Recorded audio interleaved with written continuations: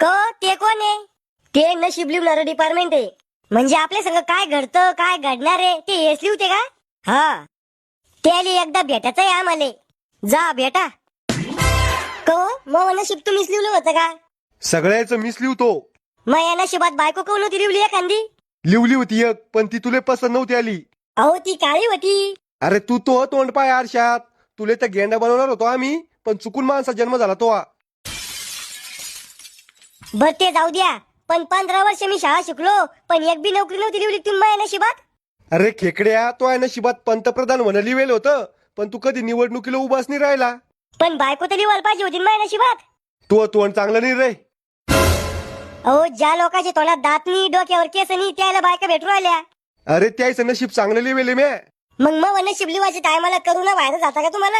अरे तो नशीब बंद पडेल पेनाने लिवलं होतं म्या.